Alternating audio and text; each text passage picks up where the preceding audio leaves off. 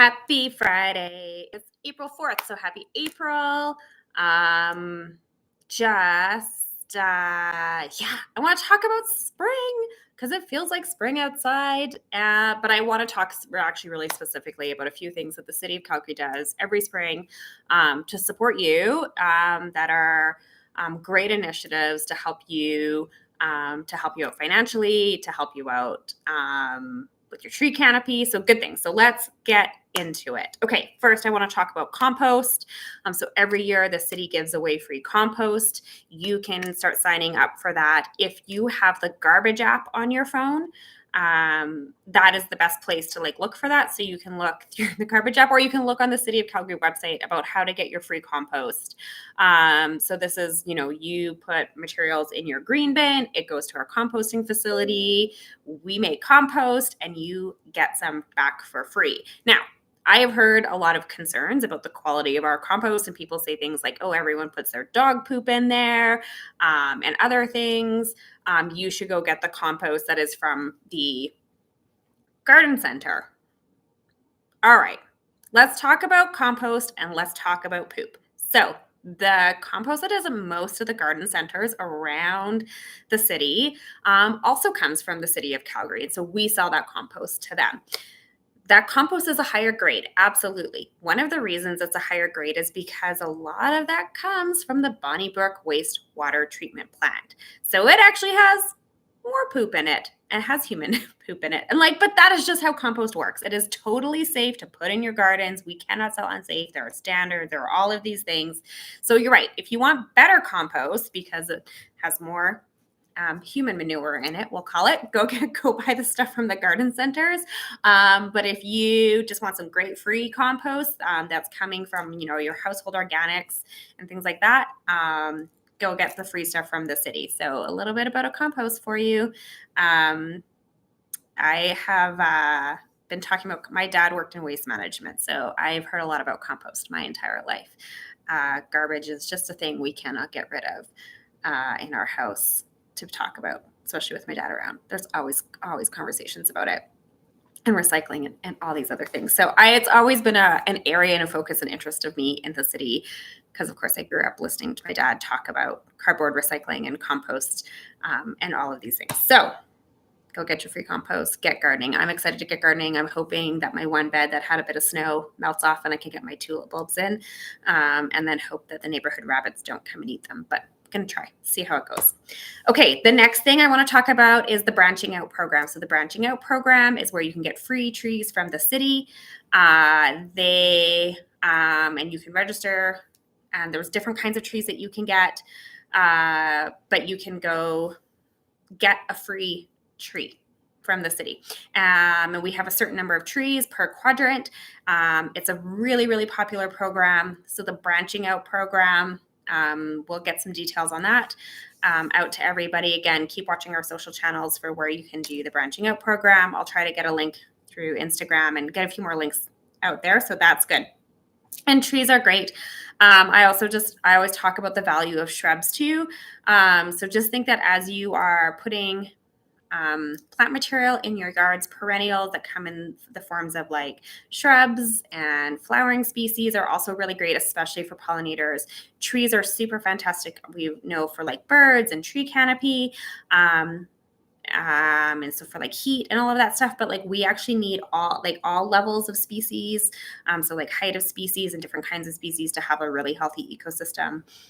So just making sure that you're complementing your trees with other species that are around it. And so standalone, and this is where some of the work we're doing with parks and talking about how we do tree planting is also making sure that we know that trees like to talk to each other. So planting in clusters is really nice. So we're coming a long way. The new parks plan is coming to committee in May. We just had a bit of a briefing on it as a team. I'm so excited for it. It's going to be leading in terms of how we do parks and park design and park ecology. And I have a great love for parks. So it's going to be really, really great. So that's coming in May this year. So between that and the recreation plan and a housing strategy, like we are just we have had a very busy 3.5 years, and it's very exciting. It's very exciting. We are a city fast growing to 2 million people, and having leading edge technologies and policies that we do have as a city. We just visited the Transportation Management Center yesterday, leading technology there. You're getting a lot, Calgarians. You are getting a lot. I can tell you that we are leading in so many things across this country and across this continent in terms of technologies and advancements in policy to create the best, most resilient city, both digitally and offline, right? That parks plan that helps us like get into nature and disconnect from our devices. We're leading, and it's super exciting. Okay, now I want to talk about the next thing. You got to water your trees. Rain barrels are coming. So there is a rain barrel program where you can purchase rain barrels and get a rebate from the city. You can get up to 2 rain barrels, up to a $50 rebate. The free program, the pre-free program where people could sign up and get free rain barrels, that has ended and closed, but there are other days to get rain barrels that are coming up. The south location, so April 19th at IKEA. You can also get an ice cream cone, because who doesn't love an ice cream cone from IKEA? Or the meatballs. Anyone else's kids get so excited when you tell them they're going to IKEA for dinner? Mind you, they're like, woohoo! I think they'd rather go to IKEA than the keg, which is like really great on my wallet. So you can get those from the city. So rain barrels. So there's like 3 great ways that we are helping Calgarians like be smart about how they use their water, about the adaptation that they're doing in their yards, and how they're can grow their own food or fruit or it's kind of hard to grow fruit here, but they're vegetables. And I would love to know what you're growing in your gardens. I'm a gardener. Beans are high on my list. Peas are high on my list. I think I'm going to plant some more raspberries this year. But I would love to know what you're having success with in the last couple of years. I think I'm going to give up on potatoes. I just am not great at potatoes unless anyone has some hot tips. But tomatoes, I excel at for some reason. So happy to always like grow some tomatoes and make some salsa and pass the sauce. But I would love to know what you're growing in your gardens too. And I can tell you that Ward 11 has some fabulous gardens, both perennial gardens and front and backyards. Vegetable gardens, I've seen some amazing things that are growing. People's like food gardens are amazing, and of course we've got amazing community gardens and just a whole group of people across communities who are doing community gardens. Many of our neighborhoods have them, so I would imagine those plots are coming up as well, and lots of ways to get involved in your community in community gardens. So whether it is Oak Ridge or Cedarbrae, Willow Ridge is there. Who else has community? There's one in Acadia. Anyways, and lots more groups who are looking to do this. And then I think about the groups. Oh, Southwood, the groups who are doing the food boxes. So I think about, I know Kingsland often has some food delivery. And so also like supporting local growers. And so lots of ways to think about food and gardening and get involved, and swaps that are happening. And we, again, will continue to post about those mostly on Facebook. That's kind of the easiest way for us to reshare. And I know not everyone loves every platform, but it's usually the easiest place. And I'll also try to keep up with it on Instagram as well. So that's exciting. I hope you are as excited for spring as I am. I am definitely enjoying the sunshine, but also am appreciating the bit of snow we've had, because we do need the moisture. So let's say that. I want to pivot a little bit for the last few minutes and put on my hat around the federal election. And I don't want to spend a lot of time on this, talking about this, but it is important for me as your counselor to pay attention to what is happening federally. And right now, I think the things that I'm waiting to hear and know about are some of the federal programs that have been supporting municipalities and what the commitments on those are going to be. And I haven't heard a lot yet, because of course it's early in the campaign still. And there's a lot of conversations about like individuals that are happening, and campaign, policy promises that are happening there. And that's super good, because we all also are individuals. But as your counselor, I'm looking for what is being put forward at the federal level from parties around the ways that the federal government can directly support municipalities and the things that can happen there and the policy that will impact us. And so the two big ones are housing and transit. Those are the two big ones. And so a couple things that are happening there. So I'll just talk about housing. So rules and regulations through Canadian Mortgage and Housing Company, CMHC. So like lending rates and rules that are happening there. So how that impacts development and how quickly people can develop or access funding to do development or redevelopment. That's really, really important. So CMHC rules and making it a more streamlined, quicker, easier process through there. I've heard from developers that there are some improvements to be had through CMHC. So that is one. The other thing around housing is just like direct funding supports for housing and the regulatory environment around housing. And so this can be everything from like unlocking federal land for housing. Calgary doesn't, I think, have oodles of federal land to unlock for housing.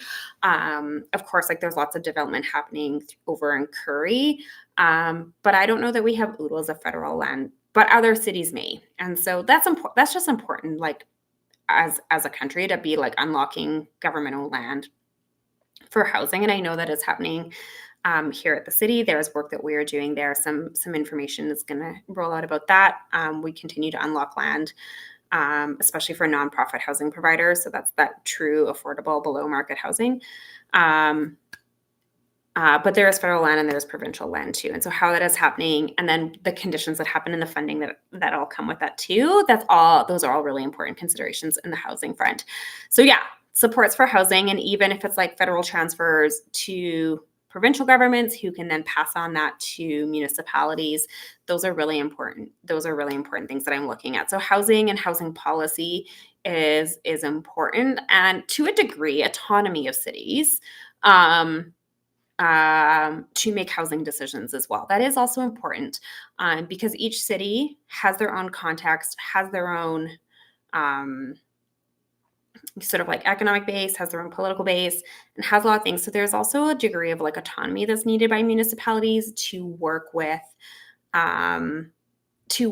funding or regulations to make decisions that work for their city, because not all policy is going to work for every city. I will say we are doing some amazing things with housing in Calgary.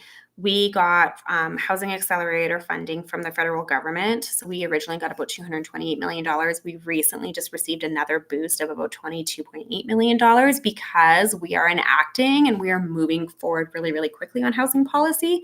So that's a really good sign. So I am watching for that housing accelerator fund. I don't want that money to go away. That's going to do a lot of good work in our city. So those are things I'm looking at. So the other side is transit and some things that are happening in transit. So there have been lots of conversations through the Federation of Canadian Municipalities around permanent transit funding, and that's operating funding, which is a really, really big deal because that's actually where we struggle the most is operating. We can often get grants for capital, both through provincial and federal governments. So capital would be things like the cost to build out the Green Line, the cost to buy new buses.